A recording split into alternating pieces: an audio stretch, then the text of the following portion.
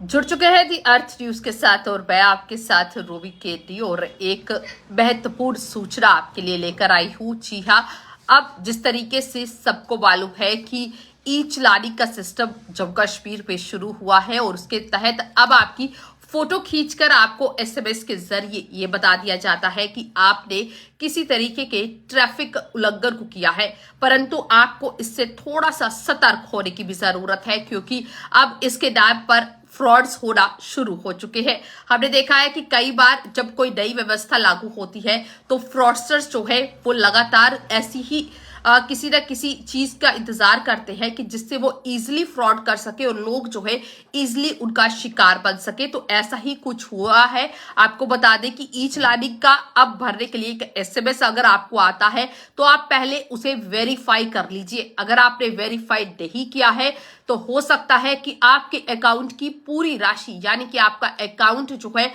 वो खाली भी हो सकता है। ये कैसे हो रहा है मैं आपको बताती हूँ। देखिए, कश्मीर घाटी की अगर बात करें तो वहां पर कुछ ऐसे केसेस जो है 3 से 4 केसेस बताया जा रहा है कि अब तक आ चुके हैं और इसीलिए पुलिस ने अब ऐसे ठगों से सचेत रहने के लिए थोड़ा सा अवेयर रहने के लिए कहा है। और साथ ही अगर बात करें तो अगर आपको प्रॉपर जो ट्रैफिक पुलिस का आधिकारिक सूत्र है वहीं से अगर लिंक आ रहा है तो तभी ओपन कीजिए, अदरवाइज किसी भी लिंक को जो कि ट्रैफिक विभाग का बताया जा रहा है उसे ना ओपन कीजिए।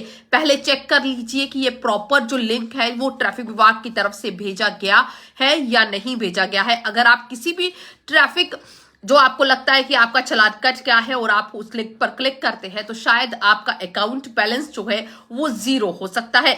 आपको बता दें कि श्रीनगर में भी ऐसा ही हुआ। एक व्यक्ति को फोन आया, फोन पर एक लिंक आता है, उसके बाद उसको ऐप को डाउनलोड करने के लिए कहा गया। उसने ऐप को डाउनलोड किया और फिर उसे कहा गया कि 12 डिजिट का ऑटो जनरेट कोड मांगा गया।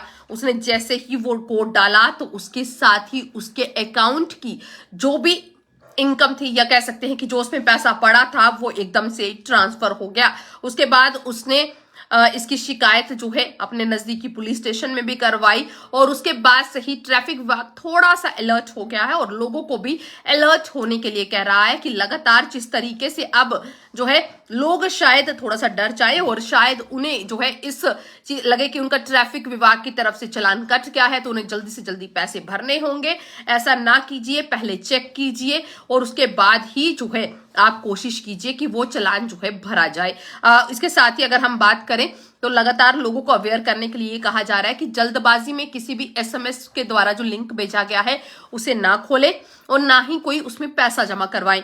इससे पहले सुनिश्चित करें कि आपका चालान हुआ भी है या नहीं हुआ है। अगर नहीं हुआ है तो कोशिश ना कीजिए और अगर वो ट्रैफिक चालान अगर भेजा जाएगा ट्रैफिक पुलिस की तरफ से तो उसके साथ एक फोटोग्राफ भी अटैच होती है जो स्पष्ट करता है कि ये आपके ही व्हीकल का चालान कटा है। उसमें आपकी नंबर प्लेट शो की जाएगी, उसमें आपका पूरी डिटेल्स जो है वो शो की जाएगी और उसके बाद ही जो है बताया जाएगा कि आपने क्या उल्लंघन किया है, आपने क्या ट्रैफिक रूल वायलेशन किया है। तो अब थोड़ा सा आपको सावधान होने की जरूरत है। अगर हम बात करें तो आप ये चेक भी कर सकते हैं कि आपका चालान असली है या नकली। अगर आपको किसी भी लिंक का कोई लिंक आता है, कोई मैसेज के थ्रू लिंक आ रहा है तो आप जो है पहले ये चेक कर लीजिए। इसके लिए आप जो है वेबसाइट्स जो है ट्रैफिक पुलिस की वहां पर जाकर चेक कर लीजिए।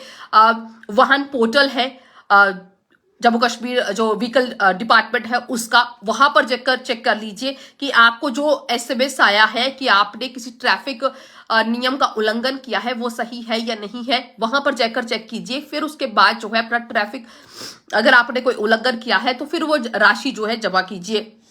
इसके साथ साथ किसी के साथ भी अपनी बैंक डिटेल्स जो है वो साझा ना कीजिए। और फर्जी ई चालान के जरिए अगर आपको कहा जाता है कि आप कोई पैसा जमा कीजिए या आपको कोई लिंक जो है शेयर किया जा रहा है और आपको लगता है कि ये फर्जी है तो आप उसकी जो रिपोर्ट है cybercrime.gov.in पोर्टल पर भी करवा सकते हैं। तो साइबर फ्रॉड का एक नया तरीका जम्मू कश्मीर में अब देखने को मिल रहा है।